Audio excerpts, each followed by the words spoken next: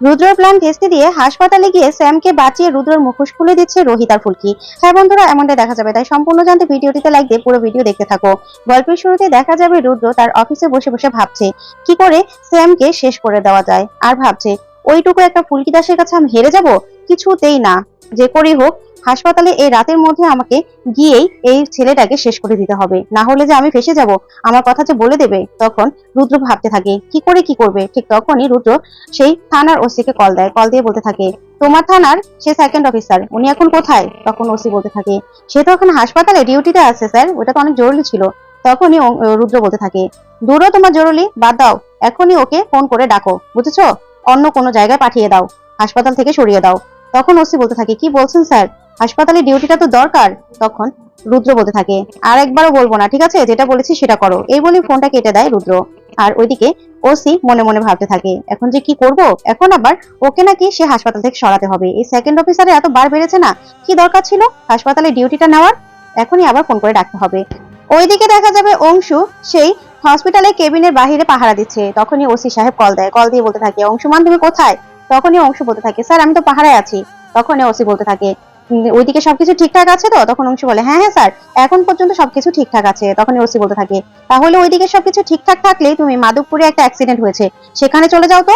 তখন অংশুমান বলে কি বলছেন স্যার, এখানে আমার থাকাটা দরকার, আমি এখন ওইদিকে যাবো কি করে। তখনই ওসি বলতে থাকে দেখো বড় ডিজি সাহেবের তোমার মাথার উপরে আশীর্বাদ আছে বলে যে আমাদের কথা মান্য করবে না তা কিন্তু নয়, আমি যেটা বলেছি এটা কিন্তু তোমার ডিউটি, তাই তাড়াতাড়ি করে হসপিটাল থেকে বেরো আর মাধবপুরের জন্য রওনা হও, বুঝেছো। এই বলে ওসি সাহেব ফোনটা কেটে দেয়। তখনই অংশুমান বলতে থাকে দূর, ফুলকি আমাকে একটা অনুরোধ করলো সেটাও আমি রাখতে পারলাম না, ফুলকি আমাকে কত করে বললো আজকে রাতটা যেন আমি এখানেই থাকি, কিন্তু না, এখন আমাকে মাধবপুরের জন্য বেরোতে হবে, কি যে করি না। এই বলে হাবিলদারদের অংশু বলতে থাকে তোমরা থাকো, আমি একটু আসছি মাধবপুর হয়ে ঘুরে, ঠিক আছে। এই বলে অংশু বেরিয়ে যায়। অন্যদিকে দেখা যাবে রুদ্র আয়নায় দাঁড়িয়ে নিজে একদম ক্লিন শেভ করে নিজের চেহারাটাই চেঞ্জ করে ফেলে। তখন আয়না দাঁড়িয়ে নিজের চেহারা দেখতে থাকে আর বলতে থাকে একদম রুদ্ররূপ সান্যালকে চেনাই যাচ্ছে না। ফুলকি দাস তোমার জন্য আরো কত কিছু করতে হবে আমি জানি না, সবকিছু মনে রাখবে, মনে থাকবে আমার, সবকিছু তুলে রাখলাম, ঠিক আছে। এই বলে রাগ করতে থাকে ফুলকির উপর রুদ্র। তারপরে দেখা যাবে রুদ্র একটা সাদা শাড়ি পরে আগলা চুল লাগিয়ে মেয়েদের মতো সাজে, হসপিটালের মাসিদের মতো সাজে, আয়ার মতো সেজে একটা টিপ দিয়ে দেয় কপালে। তখন বলতে থাকে এবার এই শেফালি মাসি যাবে হাসপাতালে ওই স্যামকে মারার কাজ সারতে, কেউ চিনতে পারবে না আজকে স্যামকে আমার হাত থেকে কেউ বাঁচাতে হবে পারবে না, এই দু হাত দিয়ে আরো কত কি যে করতে হবে, আর ভালো লাগছে না। এই বলেই ডয়ের থেকে একটা ইনজেকশন আর একটা সিরিজ নিয়ে নেয়, নিয়েই রুদ্র বলতে থাকে এখন আমাকে আমার কাজ শেষ করতে হবে। আর অন্যদিকে দেখা যাবে ফুলকি দুইটা জলের জগ নিয়ে নিচে নামছে আর বলছে যে এই জগগুলোতে না জল থাকেই না, স্যার তো একটু পরে জলের জন্য উঠতো, তারপরে স্যারই আবার নিচে নামতে হতো। তারপরে জল পড়তে থাকে জগের মধ্যে ফুলকি। ওইদিকে রোহিত ফুলকিকে না দেখতে পেয়ে হঠাৎ করে খুঁজতে খুঁজতে নিচে চলে আসে আর বলতে থাকে ফুলকি তুমি কোথায়, ফুলকি তুমি কোথায়। তখনই ফুলকি বলতে থাকে কি হয়েছে স্যার, আমি এখানে তো। তখন রোহিত ফুলকিকে দেখে বড় একটা নিঃশ্বাস ছেড়ে বলতে থাকে তুমি একা একা কেন নিচে নেমেছো ফুলকি, তুমি কেন নিচে নেমেছো, তুমি জানো না তোমার প্রাণের ভয় আছে, এখানে যদি কেউ একজন চলে আসতো।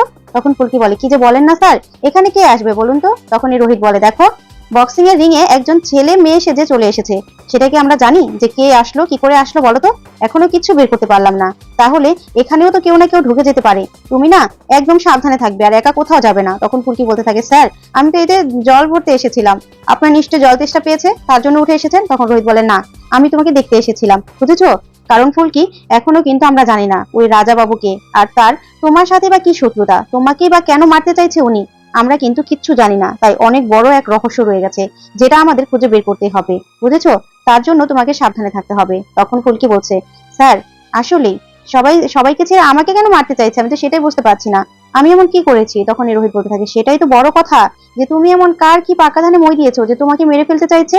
তখনই রোহিত ফুলকিকে বলতে থাকে আচ্ছা ঠিক আছে এসব কথা একদম ভাবতে হবে না, বুঝেছো, এবার জলের গ্লাসগুলো নাও তো আর উপরে চলো।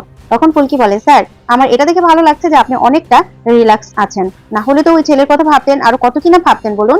তখনই রোহিত বলতে থাকে ঠিকই বলেছ, আচ্ছা চলো তো এবার চলো। এই বলে রোহিত যেতে লাগলে ফুলকি একা একা দাঁড়িয়ে দাঁড়িয়ে ভাবতে থাকে আচ্ছা আমাকে কি জামাইবাবু মারার জন্য চেষ্টা করছে, না না এটা হতে পারে না, জামাইবাবু আমাকে মেরে কি করবে। হ্যাঁ ঠিক আছে তার আসল রূপটা আমি দেখে ফেলেছিলাম, তার মুখোশটা সবার সামনে আমি খুলে ফেলেছি, তার জন্যই কি সে আমাকে মারতে চাইছে, এসব কথাগুলো ভাবছে ফুলকি। ঠিক তখনই রোহিত বলতে থাকে ফুলকি কি হলো চলো। ঠিক তখনই ফুলকিকে ফোন করে অংশুমান। তখন ফোন করলেই ফুলকি বলতে থাকে, হ্যাঁ দাদা ভাই বলো। ঠিক তখনই রোহিত নেমে আসে আর বলে, অংশুদা ফোন করেছে এত রাতে?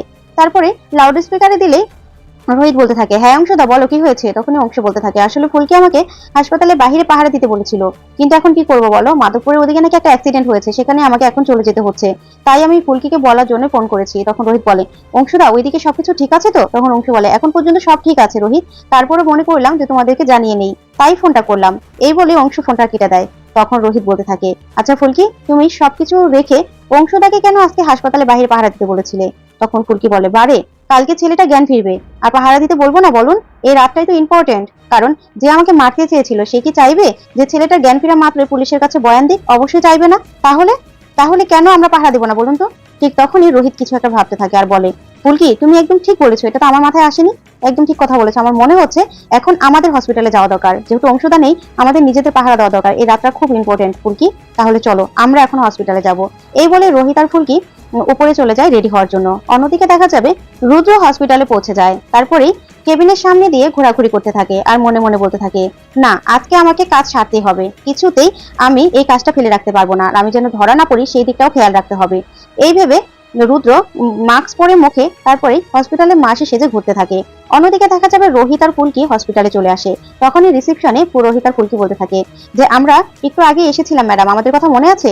আমরা সেই বক্সিং খেলায় আহত হয়ে যে ছেলেটা ভর্তি আছে তার কেবিনের বাহিরে পাহারা দিতে চাই। তখন রিসেপশনের মহিলা বলতে থাকে, আমাকে একটু কথা বলতে হবে স্যার। তখন রোহিত বলতে থাকে, কি কথা বলতে হবে ম্যাডাম বলুন, আমাদেরকে বাহিরে পাহারা দিতেই হবে, আপনি তো আমাদেরকে চিনেন, দেখেছেন তো?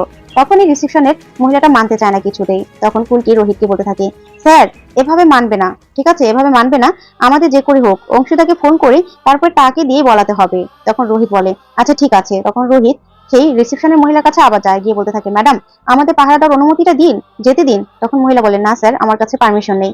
তখন রোহিত বলে, আচ্ছা ঠিক আছে, আমি অফিসার অংশুমানকে কল দিচ্ছি। তারপরে রোহিত অংশুমানকে কল দিয়ে সবটা বললে অংশুমান রিসেপশনে বলে দেয়। তখন রিসেপশনের মহিলা বলে, ঠিক আছে তাহলে আপনারা যেতে পারবেন। অন্যদিকে দেখা যাবে হাবিলদার দুইজন বলতে থাকে, ঘুম পাচ্ছে চল চা খেয়ে আসি। এই বলে ওখান থেকে সরে গেলেই রুদ্র চুপি চুপি সে কেবিনে ঢুকে যায় আর বলতে থাকে, স্যাম তোকে বাঁচতে দেওয়া যাবে না, তোকে বাঁচতে দিলে যে আমি একদম শেষ হয়ে যাব। আর তাছাড়া রোহিত তোকে যেই মারা মেরেছিল, তুই তাছাড়া এই কিলারের কাজটা করতেও পারতি না, এই মার্ডারের কাজটা তুই করতেও পারতি না, উঠেও দাঁড়াতে পারতি না। তার থেকে তোকে একবারে চিরনিদ্রায় শুয়ে দেবো, সেটাই ভালো। তুই থাকলে আমার অনেক বিপদ, অনেক বিপদ ভাই।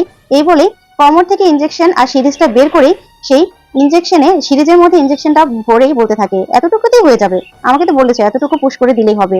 তারপরে সেই ইনজেকশনটা স্যামের শরীরে পুশ করে দেয় রুদ্র আর বলতে থাকে, নে ভাই আর কিছুক্ষণ, তারপরে তুই চিরনিদ্রায় চলে যাবি, তোকে চিরনিদ্রায় পাঠিয়ে দেবো আমি। এই বলে রুদ্র বলতে থাকে, যাক অনেকটা শান্তি লাগছে, অনেকটা হালকা লাগছে।